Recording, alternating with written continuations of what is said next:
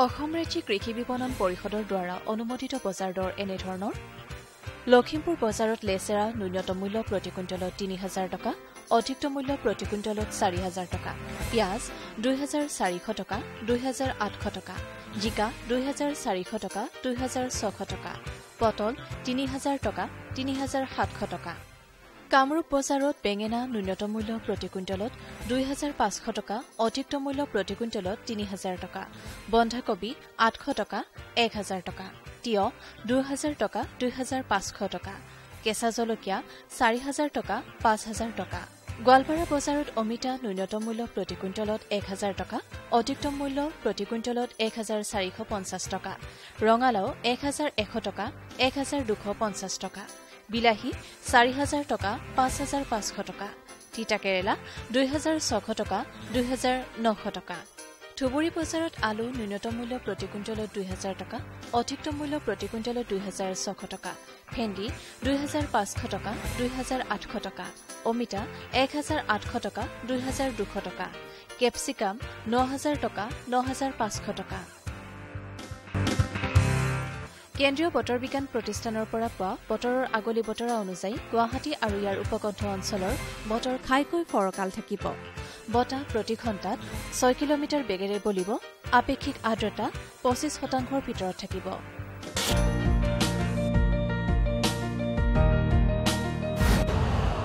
Urea का स्वदेशी उत्पादन 70 लाख टन बढ़ाने के लिए 6 उर्वरक संयंत्रों का उद्धार किया जा रहा है।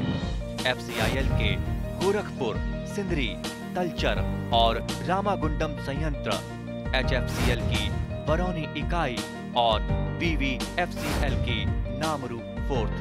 सोने पर सुहागा ये है कि देश में अब बनेगा सिर्फ नीम लेपित यूरिया, क्योंकि इससे होगा किसानों का फायदा ही फायदा। अनाज का उत्पादन 10% तक बढ़ेगा। बढ़ेगी 10 से 15% नाइट्रोजन क्षमता।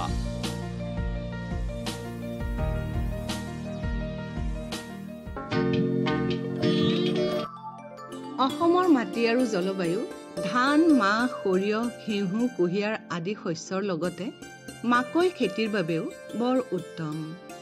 এই মাকৈ শস্য মানৱ দেহৰ পৰিপুষ্টি সাধন কৰাৰ লগতে পশুধনৰ খাদ্য হিচাপেও ব্যৱহাৰ কৰা হয়। ধান, মাহ, সৰিয়হ আদিৰ দৰে মাকৈও এবিধ ব্যৱসায়িকভাৱে অতিশয় গুৰুত্বপূৰ্ণ শস্য। সেইবাবে মাকৈ শস্যৰ ক্ষেত্ৰ সম্প্ৰসাৰণ আৰু উৎপাদন বৃদ্ধিয়ে ৰাজ্যখনৰ কৃষি অৰ্থনীতি সবল কৰাত অৰিহণা যোগাব পাৰে। দানাজাতীয় শস্যসমূহৰ ভিতৰত অতিশয় সম্ভাৱনাপূৰ্ণ এই মাকৈ শস্য কৃষকৰ মাজত বৰ জনপ্ৰিয় হৈ উঠা দেখা গৈছে। ৰাজ্যখনৰ আন আন জিলাৰ লগতে দৰং জিলাৰ বিভিন্ন অঞ্চলৰ কৃষকসকলে মাকৈ শস্যৰ খেতি ব্যৱসায়িকভাৱে কৰা দেখা যায়। মাকৈ খেতিৰ পৰা অধিক উৎপাদন পাবলৈ কৃষকসকলে উন্নতমানৰ অধিক উৎপাদনক্ষম জাত আৰু বৰ্ণসংকৰ দুয়োবিধ জাতে ব্যৱহাৰ কৰা দেখা যায়। দৰং জিলাৰ দলগাঁও কৃষি মহকুমাৰ অন্তৰ্গত ২ নং থেকেৰাবাৰী নামৰ গাঁওখন হ'ল এখন কৃষি প্ৰধান গাঁও। এই গাঁৱৰে এজন প্ৰগতিশীল যুৱ কৃষক আতাউৰ ৰহমানে বৰ্ণসংকৰ জাতৰ সঁচ ব্যৱহাৰ কৰি ৫ বিঘা মাটিত মাকৈ খেতি কৰা দেখা গ'ল। সম্পূৰ্ণ ব্যৱসায়িক ভিত্তিত কৰা মাকৈ খেতিডৰাৰ প্ৰতিপালন, সাৰ প্ৰয়োগ আৰু বিপণন সম্বন্ধে যুৱ কৃষক আতাউৰ ৰহমানে আমাৰ আগত এইদৰে কয়। মাটি চিলেকশ্যন কৰোঁতে নামনি জেগাত হ'ব নালাগিব। মাটিটো পানী ধৰি ৰখা জেগা নহ'ব। প্ৰথমতে মাটিটো ভালকৈ চহাই নিব লাগিব। চহাই লোৱাৰ পিছত সাৰ দিব লাগিব, গোবৰ সাৰ কমচে কম বিঘাই প্ৰতি 8 কুইণ্টেলকৈ গোবৰ দিব লাগিব। গোবৰ দি সাৰ মাৰি ধুনীয়াকৈ চহাই ময়াই দি আকৌ ৰাসায়নিক সাৰ কিছুমান প্ৰয়োগ কৰিব লাগে, যেনেকৈ MOP, DAP, ইউৰিয়াৰ এইখিনি মিক্স কৰি অলপ ছটিয়াই দিয়াৰ পিছত হাল মাৰি প্ৰস্তুত হয় ৰোৱাৰ কাৰণে, গুটি সিঁচাৰ কাৰণে। এতিয়া গুটিখিনি আমি লাইন বাই লাইন বিঘাত এইটো কি জাত ব্যৱহাৰ কৰিছে? মই জাতটো ব্যৱহাৰ কৰিছোঁ পাইনিয়াৰ 5533 হাইব্ৰিড জাতৰ হয়। বিঘাত কিমান লাগে? বিঘাই প্ৰতি 2 কিলোৰ পৰা 2.5 কিলো গুটি লাগে বিঘাই প্ৰতি। আপোনাৰ 5 বিঘাত কিমান দিছে? 5 বিঘাত মই 10 কেজি দিছোঁ। 10 কেজি হৈ গৈছে? হয়। ক'ৰ পৰা আনিছে এইটো? খাৰবেটিয়া মাৰ্কেট আছে। কিমান লয়? ইয়াত 2300 টকা 4 কিলো দাম। পেকেট আছে 2300 টকা। 1 কিলো দাম 2300 টকা? নাই, 4 কিলো দাম। 4 কিলো দাম 2300 টকা। আচ্ছা, এইটো কেনেকৈ লগালে? মানে স্কুৱেৰ চাইজ হিচাপত এটা এটাকৈ গুটি ৰুই দিয়া হয়। স্কুৱেৰ চাইজ কিমান আঁতৰে আঁতৰে? 16 বাই 16। 16 ইঞ্চ? 16 বাই 16 আমি ৰুই দিওঁ, গুটি চাৰিওপিনে ৰুই দিওঁ। 16 centimetre? 16 inch? Inch. 16 inch 16 inch? হয়। তাৰমানে প্ৰায় 1.5 ফুট আৰু? 1.5 ফুট। 1.5 ফুটতকৈ অলপ কম? তেনেকৈ ৰুই দিয়ে? ৰুই দিওঁ। তেতিয়াহ'লে কিমান লাগে বিঘাত? 2 পৰা 2.5 কিলো। 2 পৰা 2.5 কিলো। তাৰপিছত আমি যেতিয়া 20-25 দিনমান হয় তেতিয়া অলপমান ঘাঁহখিনি গজৰি থয়। গজৰাৰ পিছত আমি কামলা দিয়ে বা হওক কৰ্ণৱেডাৰ 300 যে হিৰো আছে, এইটো হিৰো দি মাৰি ঘাঁহখিনি বনখিনি নিৰাময় কৰোঁ। তাৰপিছত মোটামুটি 45 পৰা 60 দিন ভিতৰত পানী দিওঁ একবাৰ, জলসিঞ্চনৰ ব্যৱস্থা কৰি দিওঁ। ইয়াৰ পিছত সাৰ পানী অলপ মাৰি দিওঁ, DAP, চয়েলটো অত্যাধুনিক দিলে সুফল পোৱা যায়, মানে ভাল ফল পাওঁ। বিঘাৰ প্ৰতি 20 কেজিকৈ দিছোঁ চয়েল দিয়াৰ পিছত আমাৰ ফলটো যিটো কল হয় সেই কলটো অলপ শকত হয় আৰু কালাৰটো ধুনীয়া হৈ আহে। 20 কিলোকৈ দিওঁ। দিয়াৰ পিছত 15 দিনমান সাৰখিনি দিয়াৰ পিছত 15 দিনমান পিছত আকৌ পানী একবাৰ দিওঁ। সেইখিনি হৈ গ'ল। হোৱাৰ পিছত মাকৈৰ লাহে লাহে ডাঙৰ হ'বলৈ ধৰে। যেতিয়া এই ফুলখিনি আহিব, ফুলখিনি আগমুহূৰ্তত আকৌ একবাৰ জলসিঞ্চন কৰিব লাগিব। ফুলটো কেইদিনত আহে? মোটামুটি ফুলটো আহে আপোনাৰ 3 মাহত ফুল আহে। 3 মাহৰ পিছত ফুল অহাৰ পিছত পানী দিওঁ। মোটামুটি 5 বাৰমান পানী দিলে মাকৈ খেতিৰ কাৰণে ভাল হয়। আৰু বীজ ৰোৱাৰ পৰা মাকৈ চপাবলৈ কিমান দিন লাগে? 4 পৰা 5 মাহ। তাৰপিছত যেতিয়া এইখিনি হৈ যায়, পুৰত হ'বলৈ ধৰে, এতিয়া তাৰ কালাৰটো লাহে লাহে হালধীয়া হ'বলৈ ধৰে। যে হালধীয়া হোৱাৰ পিছত তেতিয়া আমি গম পাওঁ যে মাকৈটো পুৰত হৈছে আৰু ছিঙিব পৰা অৱস্থাত আছে। ইয়াৰ প্ৰডাকশ্যনটো খুবেই ভাল। মোটামুটি বিঘাই প্ৰতি 18 কুইণ্টেল হয় আৰু বজাৰ দামো ভাল। মোটামুটি 2200 পৰা 2000 কুইণ্টেলত বিক্ৰী হয়। আৰু এইটো বিক্ৰী কৰা হয়, ঘৰতো বেপাৰী আহে আৰু ওচৰত মাৰ্কেট আহে, টাংনি বজাৰ আছে, বালুমা মাৰ্কেট আছে, তাতো লৈ যোৱা বিক্ৰী কৰা হয়। এই গছত ফল কেইটা হয় এইটোত? গছত এইবাৰ এটাকে হ'লে ভাল হয়, 2-3টা হ'লে অলপ মানে হেৰি হয়, কলটো অলপ ক্ষীণ থাকে। কিন্তু সৌভাগ্যৰ কাৰণে মোৰ এবাৰ 3টাকে লাগি গ'ল। মাকৈ খেতিৰ বাবে পানী জমা নোহোৱা বালিচহীয়া পলসুৱা মাটি নিৰ্বাচন কৰিব লাগে। নদীৰ অৱবাহিকা অঞ্চলৰ পলসুৱা মাটি এই খেতিৰ বাবে বৰ উপযোগী। মাকৈ খেতি বছৰটোৰ 2টা বতৰতে, অৰ্থাৎ খাৰিফ আৰু ৰবি 2টা শস্যৰ বতৰতে কৰিব পাৰি। মাকৈ খেতিৰ বাবে বিঘাই প্ৰতি 3 কিলোগ্ৰামকৈ বীজৰ প্ৰয়োজন হয়। শাৰী শাৰী পদ্ধতিত এই খেতি কৰিলে শাৰীৰ পৰা শাৰীলৈ 60 পৰা 70 চেণ্টিমিটাৰ আৰু বীজৰ পৰা বীজলৈ 20 পৰা 25 চেণ্টিমিটাৰ দূৰত্বত বীজ সিঁচিব লাগে। মাকৈ খেতিৰ পৰা অধিক উৎপাদন পাবলৈ হ'লে অনুমোদিত পৰিমাণৰ জৈৱিক আৰু ৰাসায়নিক দুয়োবিধ সাৰেই প্ৰয়োগ কৰিব লাগে। মাকৈ খেতিত প্ৰয়োগ কৰিবলগীয়া জৈৱিক আৰু ৰাসায়নিক সাৰৰ পৰিমাণ হ'ল এনেধৰণৰ: পচন সাৰ বা গোবৰ সাৰ 6 কুইণ্টল, ইউৰিয়া 18 পৰা 24 কিলোগ্ৰাম, একক super phosphate 33 kilogram, muriate of potash 8 kilogram. Dalgaon কৃষি মহকুমাৰ ভকতপাৰা কৃষি চক্ৰৰ অন্তৰ্গত খগজানী নামৰ গাঁওখনৰ এজন প্ৰগতিশীল যুৱ কৃষক জৰীপ আলীয়ে বৰ্ণশংকৰ জাতৰ সঁচ ব্যৱহাৰ কৰি 2 বিঘা মাটিত মাকৈৰ খেতি কৰা আমাৰ পৰিলক্ষিত হয়। ব্যৱসায়িকভাৱে কৰা মাকৈ খেতিডৰাৰ কৃষিকাৰ্য প্ৰতিপালন আৰু বিপণন সম্বন্ধে কৃষক জৰীপ আলীয়ে আমাক এনেদৰে জানিবলৈ দিয়ে। মাকৈটো আমাৰ এৰিয়া বুলি ক'ব গ'লে আমাৰ দৰং ডিষ্ট্ৰিক্টত প্ৰায় 100 বিঘাৰ ভিতৰত 80 বিঘা মাকৈৰ খেতি। তাৰমানে এইটো খেতি কোনটো খেতিত, যিটো খেতি আমাৰ শালি ধানৰ খেতি, শালি ধান কৰি উঠি কিনে যিটো মাটি আমাৰ পৰি থাকে, পৰি থকা মাটিখিনিত আমি মাকৈ কৰিছোঁ। আপনি নিজে কেবিঘা কৰিছে? আমি নিজে তাৰমানে আমাৰ একচুৱেলি যাই ললেণ্ড মাটি নাই, অলপ আছে। শালি ধানৰ খেতি, শেৱালি ধানৰ খেতি যিখিনি আছে সেইখিনি যাই কৰা হৈছে। 1.5-2 বিঘামান মাটি হ'ব, এইখিনিতে কৰা হৈছে। কি জাত কৰিছে? এইটো কৰা হৈছে পাইনৰ আৰু ডিকেচি। এই শালি খেতিৰ পিছতে মাকৈ খেতিটো যে কৰে, আজি 5 বছৰমানৰ পৰা দেখা গৈছে এই অঞ্চলটোত মাকৈ খেতিটো বহুত বেছিকৈ কৰে। হয়, তাৰ কিবা কাৰণ আছে নেকি? তাৰ কাৰণটো হ'ল, চাওক, আমাৰ কথাটো হ'ল, আমাৰ যদিও তাৰমানে আমাৰ ফেমিলিৰ মানুহ যিটো এটা পৰিয়ালত যদি যায় 4 বা 5টামান পৰিয়াল আছে, থকাৰ পিছত শালি ধানৰ খেতিখিনি কৰি উঠি তাৰপিছত মাটিখিনি এনেই বহি থাকে। গতিকে সেই মানুহখিনি কামত লগোৱাৰ কাৰণে আমাৰ যিটো চব্জি আছে বিকল্প যিটো ললেণ্ড মাটিখিনি এটা বছৰত যাতে 2টা খেতি হয় সেই হিচাপতে মাকৈ খেতিটো কৰা হৈছে।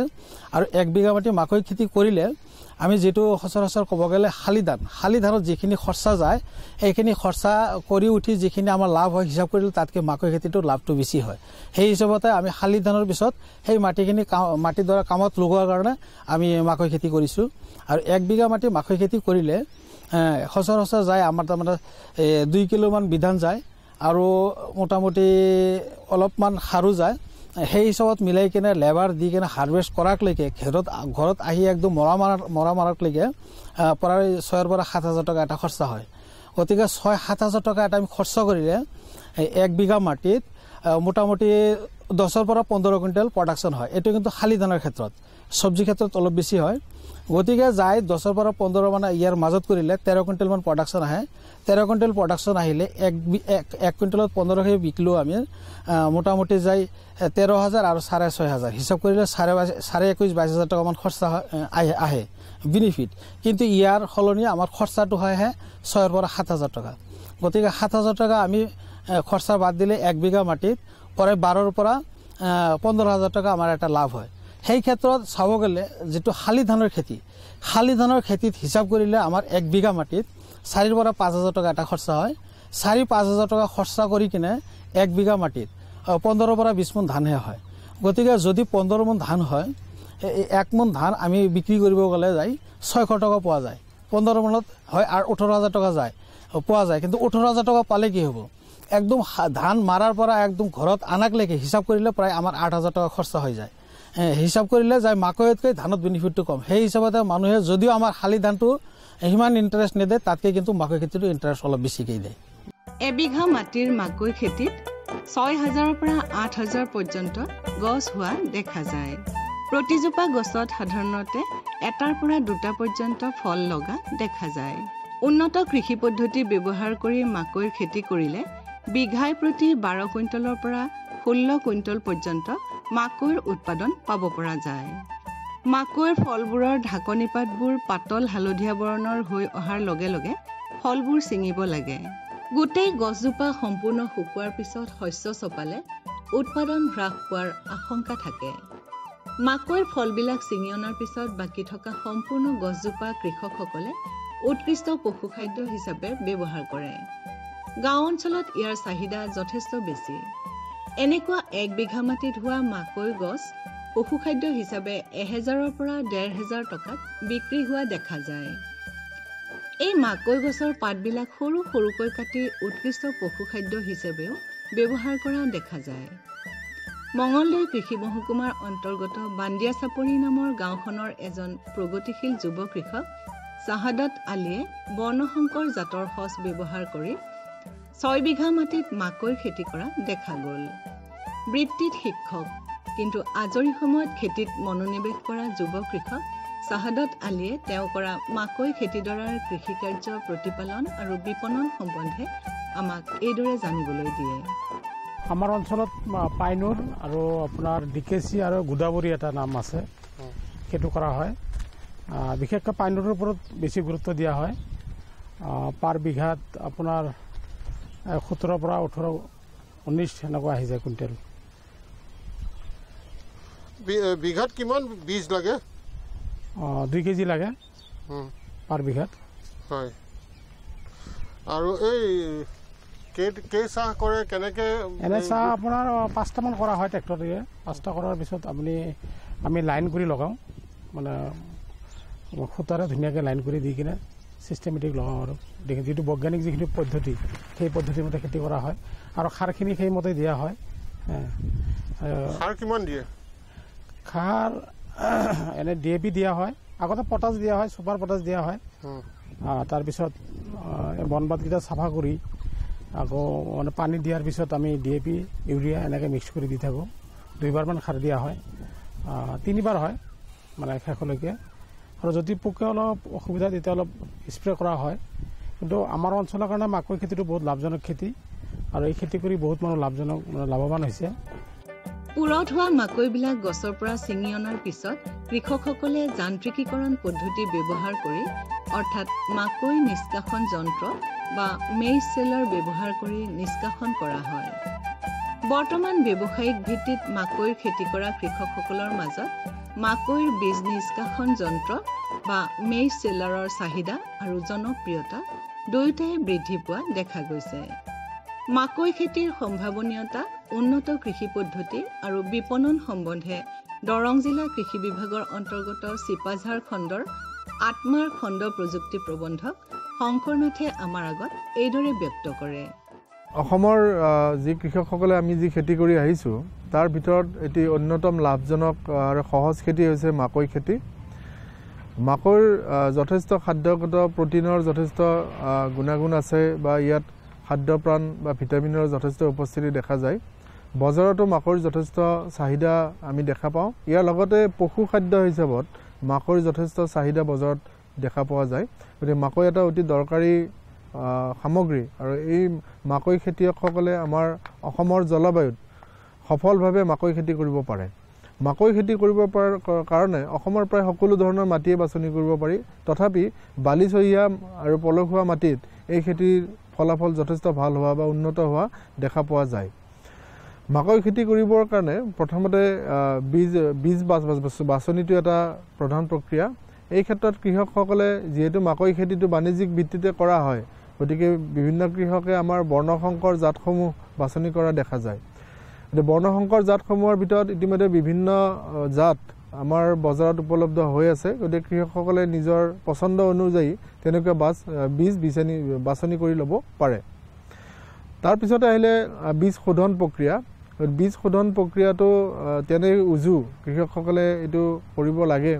আৰু বীজ শোধন কৰিবৰ কাৰণে কাৰ্বক্সিন দৰৱ প্ৰতি কেজি চিডৰ বিপৰীতে 2 গ্ৰাম কাৰ্বক্সিন দৰৱ লৈ এই বীজ শোধন কৰিব পৰা যায়। বীজ শোধনৰ পিছতে আহিলে আমাৰ মাটি চহোৱা প্ৰক্ৰিয়া। এই মাটিখিনি ভালদৰে দকে 3-4 বাৰমান হাল বাব লাগে আৰু ময়াই ল'ব লাগে। ইয়াত মই দিয়াটো প্ৰায় বাধ্যতামূলক এইকাৰণে, আৰু মই দিলে মাটিখিনি লেভেলিং হয়, সমান হয়, আৰু লগতে ইয়াত যি আমাৰ মাটিৰ আৰ্দ্ৰতা, এই আৰ্দ্ৰতা সংৰক্ষণত ময়ে যথেষ্ট সহায়ক হিচাপে কাম কৰে। মই দিয়াৰ পিছত আমি শাৰী শাৰীকৈ গুটিসমূহ ৰোপণ কৰোঁ। ইয়াত চিড ড্ৰিল মেচিনেৰেও মেচিনেৰে আমি এই গুটি সহজতে ৰোপণ কৰিব পাৰোঁ, বা আমি মেনুৱেলিও হাতেদিও নাঙলেদি লোৰ কৰি পেলাই এই গুটিসমূহ দিব পাৰোঁ। ইয়াৰ ব্যৱধানটো হৈছে প্ৰতিটো শাৰীৰ মাজত 2 ফুট আৰু এটা গুটিৰ পৰা আনটো গুটিলৈ 25 চেণ্টিমিটাৰ। ইয়াৰ পিছতে আহিলে সাৰ প্ৰয়োগ। আমি মাটিখিনি শেষৰবাৰ চাহ কৰাৰ আগতে মাটিখিনিত আমি প্ৰায় 1.5 পৰা 2 টন প্ৰতি বিঘা মাটিত পচন সাৰ বা জৈৱিক সাৰ প্ৰয়োগ কৰি ল'ব লাগে। তাৰ লগত প্ৰতি বিঘা মাটিৰ কাৰণে 18 কেজি ইউৰিয়া, 33 কেজি একক ছুপাৰ ফছফেট আৰু 8 কেজিৰ পৰা 12 কেজি মিউৰেট অফ পটাছ সাৰ আমি প্ৰয়োগ কৰিব লাগে। ইউৰিয়া আধা সাৰ আমি আৰু বাকী আটাইখিনি সাৰ শেষৰবাৰ হাল বাওঁতে গুটি সিঁচাৰ আগতে প্ৰয়োগ কৰিব লাগে, আৰু বাকী আধা ইউৰিয়া সাৰ আমি 4টা ড'জত পিছৰ ফালে টপ ড্ৰেছ কৰিব লাগে। তাৰপিছত আহিলে জলসিঞ্চনৰ কথা। জলসিঞ্চনটো মাকৈ খেতিৰ কাৰণে যথেষ্ট গুৰুত্বপূৰ্ণ। গতিকে যদি বৰষুণৰ সময় নাথাকে, বৰষুণ নহয়, তেতিয়াহ'লে আমাৰ মাটিখিনিত মাকৈ খেতিৰ সময়ত প্ৰায় 3 পৰা 4 বাৰ আমি জলসিঞ্চনৰ ব্যৱস্থা কৰিব লাগে। এই ক্ষেত্ৰত জলসিঞ্চনৰ বিশেষ অসুবিধা নাই। ইয়াত তলত পানীখিনি বোৱাই দিলেও তেনেধৰণৰ জলসিঞ্চন কৰিব পৰা যায়। আমাৰ বীজ সিঁচাৰ উপযুক্ত সময় বছৰত আমি 2টা পাওঁ। 2টা ছিজনত 2 বাৰ আমি বীজ সিঁচিব পাৰোঁ। এটা হৈছে ফেব্ৰুৱাৰী মাৰ্চ মাহ, সেইটো হৈছে খাৰিফ বতৰৰ কাৰণে, আৰু ৰবি বতৰৰ কাৰণে আমি ছেপ্টেম্বৰ অক্টোবৰ মাহ। ৰবি বতৰত একেবাৰে শেষৰ ফালে নৱেম্বৰ মাহলৈকেও আমি নৱেম্বৰৰ 15 তাৰিখলৈকেও আমি এই বীজ সিঁচা প্ৰক্ৰিয়াটো চলাই নিব পাৰোঁ। মাকৈ খেতিৰ পৰিচৰ্যাৰ ক্ষেত্ৰত আমি মাকৈ খেতিখিনি গজি ওলোৱাৰ 30 দিন পিছতে এবাৰ নিৰণি কৰিব লাগে যাতে অপতৃণসমূহ আমি ধ্বংস কৰিব পাৰোঁ, লগতে গুৰিৰ মাটিখিনি আমি ঢিলা কৰি দিব পাৰোঁ। তাৰ লগতে আমি শস্য ৰক্ষাৰ প্ৰতিও নজৰ দিব লাগে। গতিকে মাকৈ খেতিৰ প্ৰধানতঃ পোকবিলাকৰ ভিতৰত মজা খোৱা পোক, এফিড, জেচিড বা পাতৰ ৰস শুহি খোৱা পোক ইত্যাদি পোকেই অন্যতম। আমি মজা খোৱা পোকটোৱে যথেষ্ট আমাৰ ইয়াত অপকাৰ কৰা দেখা যায় আৰু মজা খোৱা পোকটো কণ্ট্ৰলৰ কাৰণে আমি ফেৰমন ট্ৰেপ ব্যৱহাৰ কৰিব পাৰোঁ। এই ফেৰমন ট্ৰেপ ব্যৱহাৰ কৰিলে মজা খোৱা পোকৰ পখিলাবিলাক আমি এই ফেৰমন ট্ৰেপত বন্দী কৰিব পাৰোঁ আৰু সেইসমূহ অনায়াসে আমি নিয়ন্ত্ৰণলৈ আনিব পাৰোঁ। ইয়াত বাহিৰেও আমি যদি এই প্ৰক্ৰিয়াৰে আমি সফল নিয়ন্ত্ৰণ কৰিব নোৱাৰোঁ, যদি সংখ্যাটো বেছি হয়, তেতিয়াহ'লে আমি ইয়াত ৰাসায়নিক ঔষধ প্ৰয়োগ কৰিবলৈ বাধ্য হ'ব পাৰোঁ। কিন্তু আমি যদি উপযুক্ত সময়ত 30 দিন পিছতে গজি ওলোৱাৰ 30 দিন পিছৰ পৰাই যদি ফেৰমন ট্ৰেপ ব্যৱহাৰ কৰোঁ, তেতিয়াহ'লে আমাৰ ৰাসায়নিক ঔষধ প্ৰয়োগ কৰাৰ কোনো ধৰণৰ অৱকাশ নাথাকে। ইয়াৰ উপৰিও আমাৰ যিবিলাক পাতৰ ৰস শুহি খোৱা পোক আছে, জেচিড আছে, এফিড আছে বা আমাৰ যিবিলাক সৰু সৰু পোক আছে, সেই পোকসমূহ নিয়ন্ত্ৰণৰ কাৰণে আমি হালধীয়া কাঠ বা নীলা আঠাযুক্ত কাঠ ব্যৱহাৰ কৰিব পাৰোঁ। এই নীলা আৰু হালধীয়া আঠাযুক্ত কাঠেও এই পোকসমূহৰ পখিলাসমূহ নিয়ন্ত্ৰণ কৰাত যথেষ্ট সহায়ক হয়, যাৰ ফলত আমি ইয়াত ৰাসায়নিক কীটনাশকৰ প্ৰয়োগ কমাব পাৰোঁ আৰু যাৰ ফলত আমাৰ শস্যৰ যিটো উৎপাদন ব্যয়, সেই ব্যয়টো যথেষ্ট হ্ৰাস পায়। উন্নত কৃষি পদ্ধতিৰে আৰু ব্যৱসায়িক ভিত্তিত মাকৈ খেতি কৰিলে কৃষকসকলে বিঘাই প্ৰতি কমেও 8,000ৰ পৰা 10,000 বা তাতোকৈ অধিক লাভ অৰ্জন কৰিব পাৰে। কম খৰচতে আৰু কম কষ্টৰে কৰিব পৰা এই মাকৈ খেতিৰ পৰা অধিক লাভৰ সম্ভাৱনা নিহিত হৈ থকাৰ বাবে কৃষকসকলৰ মাজত এই মাকৈ খেতিয়ে যথেষ্ট জনপ্ৰিয়তা অৰ্জন কৰিবলৈ সক্ষম হোৱা দেখা গৈছে। किसान भाइयों गांठ बांध लो, गांठ बांध लो, बहुत है काम की, समृद्धि के पैगाम की। मिट्टी के मिजाज को समझो, मिट्टी के हर राज को समझो, मिट्टी की तुम जांच कराओ, मुफ्त सॉइल हेल्थ कार्ड ले जाओ। कभी मुनासिब बीज लगाओ, सही किस्म की खाद ले आओ, जितनी जरूरी उतनी डालो, सही मात्रा खुद पहचानो, इसको अपना मंत्र बना लो, मिट्टी की सेहत तो जानो।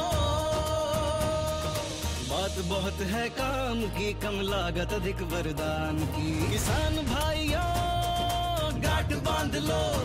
आज ही मिट्टी की जांच कराएं, राज्य सरकार के कृषि अधिकारी से संपर्क करें और मुफ्त में सॉइल हेल्थ कार्ड पाएं। कृषि और किसान कल्याण मंत्रालय द्वारा किसान हित में